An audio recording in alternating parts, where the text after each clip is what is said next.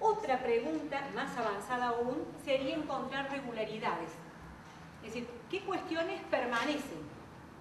Todo esto va cambiando, pero hay cuestiones que permanecen. En la biología en particular, esto nos da respuesta a las adaptaciones.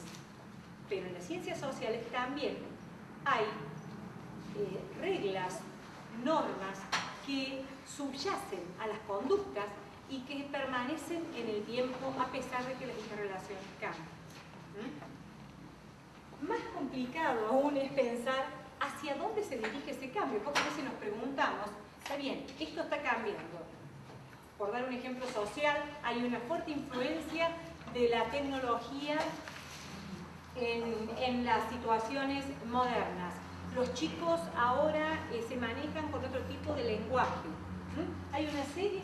¿Hacia dónde se va dirigiendo ese cambio respecto a lo que va a un modelo o a una proyección de lo que quiero de un ambiente social o natural?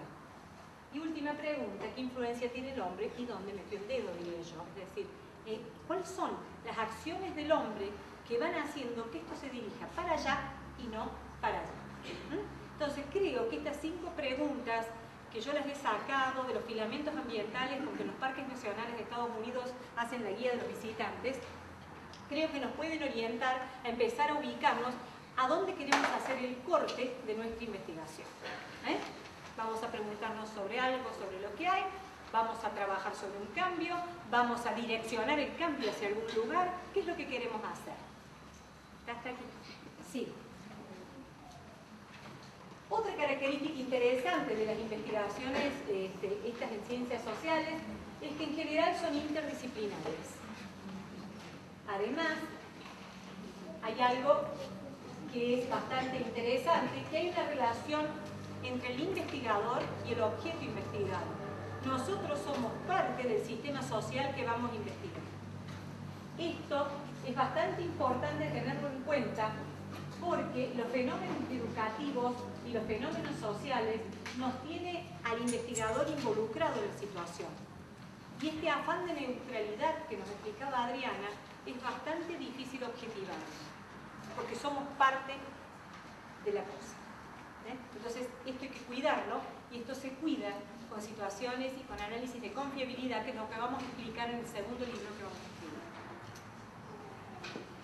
La investigación educativa, entonces, es una investigación de las ciencias sociales, no es una investigación de ciencias naturales, es de ciencias sociales, y responde a distintos paradigmas.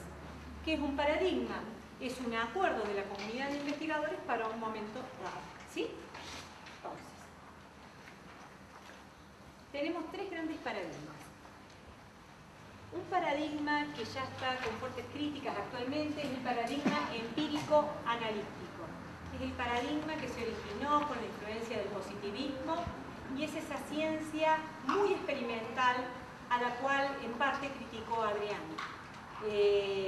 Si bien lo que ella explicó tiene que ver con la investigación empírica, está alejada de esta visión, de este paradigma, pero debemos darlo porque es la secuencia histórica por la que fue avanzando, en particular, las ciencias sociales. Este paradigma, las investigaciones que están dentro del paradigma, buscan en general explicar y predecir hechos a partir de relaciones de tipo causa-efecto. Imaginémonos un problema social donde diga, por ejemplo, quiero saber las razones de las conductas. Tengo que buscar la causa de un efecto. Buscar la causa de un efecto implica que es totalmente observable el sistema al cual voy a analizar. Como vimos recién, es un iceberg. Entonces es bastante difícil encontrar las verdaderas causas de los hechos sociales. Puedo llegar a caracterizar los rasgos de ese hecho y decir, hay coautoría de distintas causas.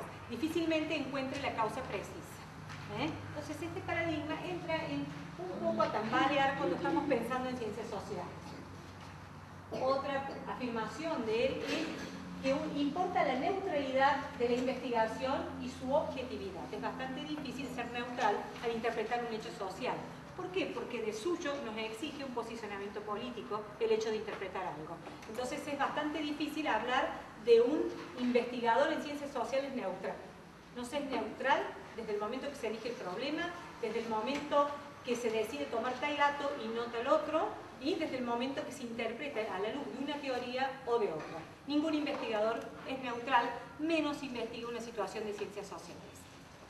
Otra característica de este paradigma es que parte de una serie de supuestos. Parte de los supuestos de que la naturaleza está regida por leyes que el investigador debería descubrir objetivamente, y con un procedimiento riguroso de explicación y predicción. Entonces, en general, lo que producen estas investigaciones o producían eran clasificaciones y teorías. Generar una teoría desde una investigación implica lograr una generalización aplicable a una gran variedad de situaciones. Es bastante difícil en ciencias sociales pensar que una teoría que salga, o un aspecto teórico, que no se llegue a ser teoría, que generalice un conjunto de hechos, sea aplicable a todos los hechos. Es decir, yo puedo encontrar una muy buena estrategia para provocar un cambio actitudinal en una población y ser válida para esa población, pero no para otra. Es difícil traspolar la teoría que se produce desde una investigación a la totalidad de las situaciones. Que es lo que sí se puede con investigaciones de tipo empíricas muy rigurosas. Entonces, por ejemplo, hay teorías sobre estilos docentes, sobre conductas. En esta época se investigaba mucho y se pensaba que uno podía llegar a encontrar, por ejemplo, las características de un profesor eficaz. Y que un buen profesor hace esto, esto y esto. Y con cualquier situación que ese profesor haga esto y esto y esto, la respuesta va a ser la misma. Esta es la época que les debe sonar del conductismo.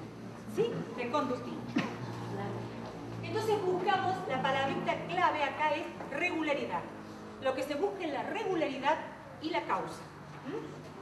Los métodos en general eran de tipo hipotético-deductivos, las investigaciones de carácter empírico, y había una relación entre la teoría educativa y la práctica educativa. Se investigaba y me decían qué tenían que hacer en la práctica. Esta es la famosa época en que los test psicológicos que llegaban como producto de investigaciones psicológicas, por ejemplo los estadios cognitivos de Piaget, directamente se trasladaban a qué tenía que hacer el maestro con la ubicación de espacio y tiempo, por ejemplo en la escuela. Y nada que ver, uno es producto de una investigación hecha por Piaget en Ginebra con sus hijos para la comunidad de Ginebra, y otro es el maestro de Córdoba dando geometría. Abismal. Pero había un traslado directo, entonces el libro educativo trasladaba los hallazgos de las investigaciones a normativas de lo que había que hacer. ¿Sí? Bien, la pregunta central de este paradigma era ¿cuál es el proceso de instrucción más eficaz? Entonces estaban pensando en que había un comportamiento del profesor que era una variable independiente. Ustedes ya habrán visto en otras materias que hay variables dependientes e independientes. ¿Sí? O sea, una variable que tomaba distintas formas y según la forma que ella tomara, su consecuencia la podíamos medir en un aprendizaje.